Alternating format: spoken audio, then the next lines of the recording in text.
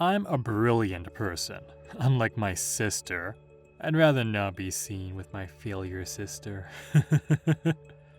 As he sneers, I understood that my once beloved brother was gone. I've known it all along, I just pretended not to see it. In that light, it was probably inevitable that my brother ended up where he did. I'm just a regular worker for a local business. My father died a year after my little brother Rick was born. Because my parents have eloped, my mother didn't have anyone to turn to. She worked day and night and brought us up. That overwork took its toll, and her health began to deteriorate.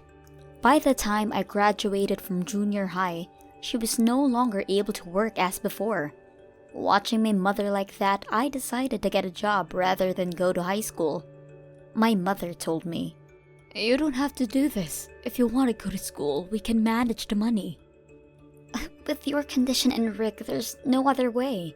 I want to help the family. My enthusiasm unfortunately didn't land me on a permanent employment right away. For a while, I worked part-time and studied to obtain qualifications. At 18, I got my current job. In hindsight, I have some thoughts about how I couldn't get a higher education. But still, I believe it was the best choice I could have done under the circumstances. It wasn't all bad.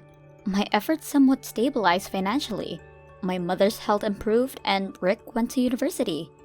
The tuition wasn't cheap, but after his undergrad, he got a job in a well-known company. I remember that my contribution to their efforts made me happy. Rick's company was in the city, so we didn't see much of each other, but my mother and I were proud of him. However, recently, Rick's attitude to me was concerning. Don't act pompous. You're only a failure who got poor education. Because he graduated from university and he got into a well-known firm, his disrespect towards me became pronounced. I was shocked the first time he said this.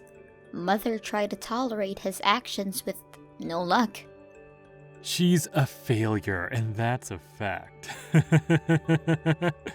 No one could mend his way with such words. True, I felt inferior next to Rick, but that doesn't mean I didn't feel sad to hear it from him. I tried telling him how I felt, but that didn't change anything.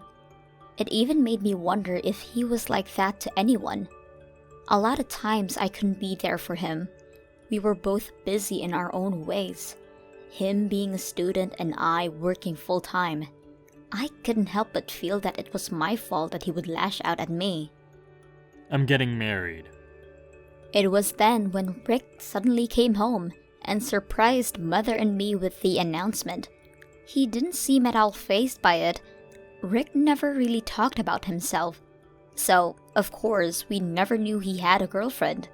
Mother got all giddy, asked him about her, how the wedding would be planned, their future. Although, annoyed Rick answered them. Her name was Erica. She works in the same office as him. She asked him out first, etc. Unlike of him, he seemed a bit embarrassed like a young boy, and I felt somewhat relieved about it. My happy mother decided to celebrate by ordering nice sushi for the three of us. She doesn't drink, but suggested to loosen up and enjoy some booze. After a lot of shots, she blacked out cold.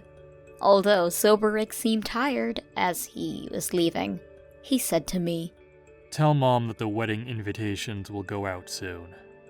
I acknowledged and replied, Yeah, we'll both be there. I congratulated him on his marriage, for I was really happy for him. I couldn't wait to see the big day.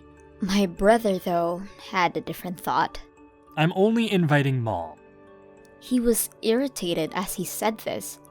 Even though we weren't close, it hadn't occurred to me that he wouldn't invite his own sister to his wedding. It felt as though time had stopped. Never mind. I'll get in touch with more details. He went out the front door and I just stood there, stunned. A few weeks later, the wedding invitation arrived for Mother and me and I was relieved. But the very next day, I got a call from Rick, and the reality hit me hard. You can come to the wedding, but don't sit with the other relatives, okay? What do you mean?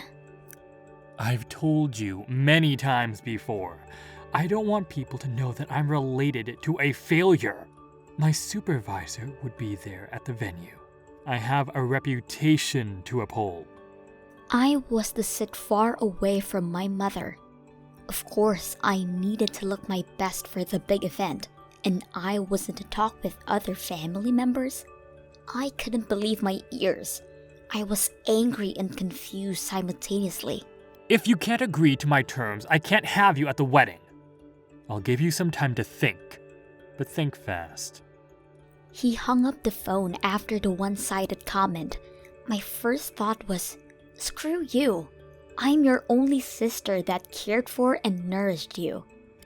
He knew that I paid for his tuition, that I was his guardian while mother was preoccupied. My anger was justified. What with all his snide comments up to now and his rudeness in this case, I contemplated on not going. It was obvious my brother didn't want me there, and there was no win for everybody. But this wasn't my wedding, and it wasn't only up to Rick to make the decisions. If I didn't attend, my mother would be suspicious. Maybe she wouldn't be able to happily attend if she found out. I don't know anything about Erica or her side of the family. But if the groom's small family didn't gather for the occasion, that would be concerning.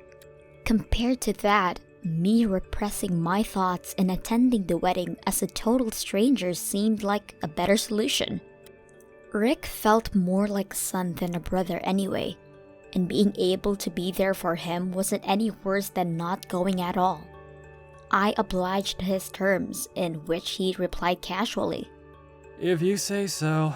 Oh, and explain whatever to Mom by yourself. The day came, and I used work delay as an excuse to my mother in justifying the seating arrangements. As I went up to the desk, I found out that they didn't have my name on the list. I tried calling Rick, but he never picked up. I explained the situation to the staff, but they weren't much help. I didn't know what to do when my mother called me. Are you here yet? There was no use in hiding any longer, so I told her bits of what was going on and to get Rick on the phone. Get in here, now! Her orders were strong, and soon enough I was led into the family waiting area. The air was terrible when I arrived. Fortunately, Erica and her family wasn't present. My mother was mad at Rick, whom was exhausted. Why would you keep this from me? If there's anything else going on, tell me here and now. Her strong attitude wasn't what you could imagine from her usual self. I told her the rest of the story, in which she turned to my brother. Why would you do such a thing? Do you understand what your sister did for you throughout these years? Is this how you repay her kindness? I told you already, Mom, it's just a misunderstanding. Her seat is somewhere with the others. Rick was vexed and acted as though it was nothing to get mad about. It was unbelievable how he could go so low, even for him. I don't know what hurt him while we were talking to each other, but my little brother wasn't there anymore. It's too late to get you a place, so you can go home. Unsure whether or not if he is capable of empathizing, but he tried to wave me away. I was, and surely my mother was as well, furious. So I replied in the happiest voice I could muster. Sure, I'll leave right now. I'm going to. You're too much of a disappointment. My mother followed me out. This should have hurt Rick, leaving him to explain to Erica why his family won't be attending their wedding. But with a rather plaintive look on his face, he replied, I was planning on ending ties with a failure and her leech anyway. It was just sooner than expected. I was offended. I did not want to deal with him anymore. Mother said she had something to do before leaving, so we left after we attended that matter. I thought that now things ended with him, I would never hear from Rick again. I was wrong. On our way home, I got a call from Rick. I kind of knew what he wanted, so I put him on the phone with the brightest sing-song voice. "Well, darling brother, what's the matter?" What the hell did you do?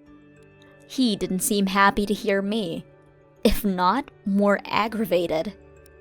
Because you told Erica everything's a mess. The matters we attended to before leaving was telling Erica and her family on what happened. That we were leaving and about how Rick treated his family this past years. You went too far. What kind of person ruins a family's wedding? I wanted to tell him, it's you, but I gulped down my words and instead said, "We did it for her, you know?" Rick still kept yelling through the phone, not understanding. I went on unfazed. "With what you've been saying to me all these years, who knows what you'll do to Erica in the future? Especially someone who cuts ties with his own blood. We did her a favor. It was up to her whether or not she'll go through with the wedding, and she chose not to." As if to relieve the past exasperations, I gave a righteous argument. I could sense Rick going weaker as I spoke to him. He seemed to realize what Erica would think of him now. He didn't talk back, so I thought this was the end of the conversation. But then...